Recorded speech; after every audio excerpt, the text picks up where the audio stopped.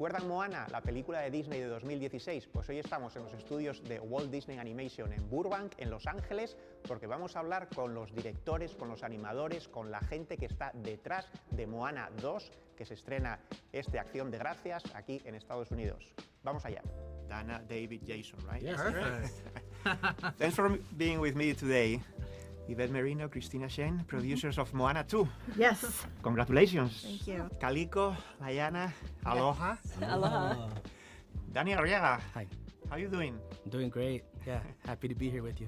So, were you two like thinking back then, okay, I want to direct Moana 2?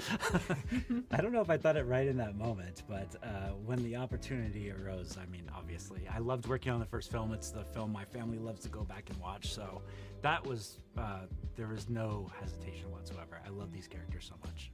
And for me, I didn't ever imagine directing Moana 2, but I wanted to continue her story.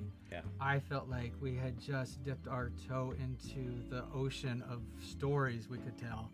And so I was thrilled, beyond belief to come back and reintroduce her to everybody. I understand that you work actually in the first one, right? I did, and it was a highlight of my career. It was awesome. So what are your roles specifically? Because I think it's very interesting that you guys were working in this movie. Yeah, absolutely. So I am the Senior Manager of Cultural for Disney Animation, and specifically on Moana 2. I lead our Oceanic Cultural Trust, which is a team of consultants from across the Pacific that have worked with us in the making of the film. And I was brought on as a member of the Cultural Trust. There are many of us who are part of it that bring such unique perspectives. My role is to help share Hawaiian cultural perspectives in terms of voyaging, ceremony, daily life, how those elements might play out and how they could take place in Moana 2. My main role was as the character art director, just to kind of oversee all the designs that get approved by the director, to see them through the entire process of the film, as far as up to animation, right? Getting to make sure they look right, make sure they feel right, as to what we had done in the designs as well. So always just seeing that through and kind of keeping an eye on them as they go and knowing any drawovers necessary to help get them back on track if they're off a little bit. So Dana, you not only are the director, you're the writer of the movie. Yes. And so in the first movie, we saw a very young girl, Moana, but now it's going to be a different story. How does she change in this new movie? You know, what I am so excited about is that we didn't try to reinvent who Moana is. She is very much the same hero that we met in the first film, but she's 3 years older. Her life has changed. She has a little sister. She's really become a leader in her community. And so when thinking about what the second film could be, it was really about how can we build on everything that we love about her. She's still funny. She's still goofy. She's still empathetic, which I think is so core to who she is as a character. And so we just looked at expanding on that, pushing on that, making her, raising the stakes to her life. And, we all are tested in our lives, and we wanted to see what happened to Moana when she was put to the test. And I think she exceeds expectations, for being honest. For sure. So I understand you both work on the first one, right? Correct. What is going to be different and what is going to be very familiar to the fans of Moana with this second movie? Well, I think, we have Moana and Maui returning, and we have Grandma Tala who comes back. But what's exciting about this new journey that she goes on is we bring on, this time she's going on the journey with a crew. And so we have Kele, the farmer, Moni, who is the historian and the storyteller, and Loto, who is the engineer. And this time, Pua goes on the journey, and so it brings, I think, more emotion, it brings more comedy, more fun and entertainment. How much do you look at how the characters were built in the first movie in order to change or not change them or make decisions about them? Yeah, I looked at them a lot. And the number one reason why is just because I wanted to make sure I was understanding the style of those characters. So that way when I create anything new, I'm still sticking to those, rules of that world, of anything that's specific that they are consistently doing. If you look at Maui, he has a very angular, sculpted face. So I knew that some of our characters had to have that as well. If you look at the ankles of the characters, they're much thicker than we usually do. I thickened them up just because that's how they were in the previous film. What I really wanted most was anytime I design a new character for this world, I wanted it to feel like this character has always been in this world. They lived in that world in the first film, you didn't see them yet, right?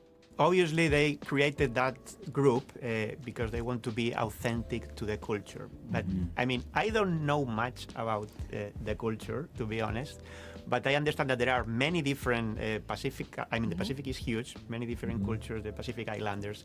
So how do you make sure that you are like truthful to everyone? And what is what Moana wants to represent specifically? Yeah, well, it's definitely a very challenging but exciting task, and an impossible one, if you will, to be able to represent everyone.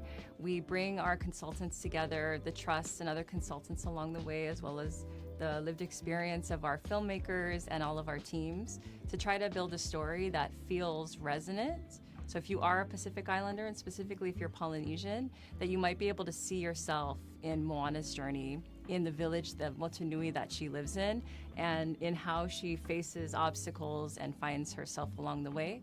Culturally speaking, our film is inspired by multiple islands, multiple island nations and cultures that are all distinct from each other. But as much as possible, we try to find the shared cultural elements between us and highlight those in the film. I think it's such a unique process that the filmmakers wanted to make right. And so by making right, they invested in bringing in people of the cultural trust who have years of experience, not only just in their own personal, but within their communities, within their families. And so you get all of that kind of brought into share perspectives, because I might be able to speak on Hawaii's behalf for certain areas. And again, maybe not for all of Hawaii, I gotta be very specific, but to learn from our other teammates, other cultural trust members, to hear their perspectives. That's how we had Zooms together, we had times together where we sat down and we watched the film and we gave our feedback. So learning from each other was another strong area, but I feel like it took a lot of investment from the producers, from the entire Disney organization to try to do it right in a way that we can see ourselves in it. And we have, again, Dwayne Johnson doing Maui. So how was working with him again in this one? Because I know this is a project that is very close to his heart. Yes. Oh yeah, it was incredible. The second he walked into the recording booth and he started speaking, we're like, oh my gosh, Maui's back. And so the moment that he brings his voice to the animation work really makes Maui come back as a character. And Can I tell? So there was this moment. There's a really special moment in the film for Maui, and there's a moment of music where there are some lyrics in Samoan and written by Opatai Fua'i, and I got to be in the recording booth in that moment, and to sit there as a Samoan, watching another Samoan sing a song written by a Samoan, I've never experienced anything like that. And to me, it was just a great example of what representation in a film really means. It's more than lip service on this film. Like, we really are intentional about it. And Dwayne and I looked at him, I walked in and I was tearing up a little bit, and he gave me a big hug, and I was like, this couldn't have happened anywhere else but on Moana 2. And so it was a really special moment to be a part of. Yeah. I think for me, the very first time he stepped in the booth and you heard him come back as Maui, it's so awesome. I love that character so much. He's so funny, he's so fun. But then when the warmth that he brings to this character is incredible. And we had another day where he brought his daughters and his wife and his mother were there. And so it's very much a family event for him. And he really cares deeply for this film and for these characters.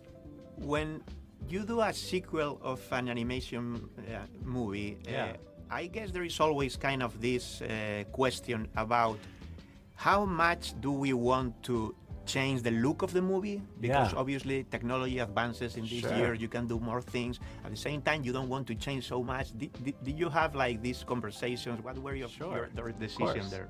Well, we've been lucky to have a lot of the same artists and leaders who worked on the first Moana work on the second Moana. Yeah. And really, it has been building off the incredible richness and vibrancy of the world and of the water. Yeah, absolutely. And just taking that forward, but we are doing things now that we were not able to do on the first Moana. Yeah. The complexity with the water, the complexity with the storm, the amount of characters.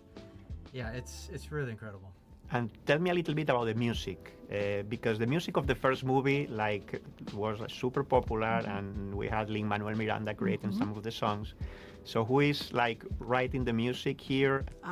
Yes, music is always important to our films, and we were so excited that we have Emily Baer and Abigail Barlow coming in and writing our songs, really partnering with Mark Mancina, who's returned from the original film, and Opataya Fawai. And the four of them, when they get together and they kind of combine their efforts towards the music, has made something truly, truly magical. And I really mean it when I say I cannot pick out my favorite song or my favorite movie, because they're all so good. But really, having Mark Mancina come back and Opataya Fawai kind of layer in the magic that they do has made the music in this film truly special. And for the rest of the world, the people that are not part of that culture, what one thing would you like for us to take from the culture when we see the movie? That's one of the things I hope is people see the importance of your crew. Who are the good people around you in your life that can help you and your family achieve amazing things, or your community to achieve amazing things? Two beautiful messages, really. Thank you so much. Thank you for your time. Thank you.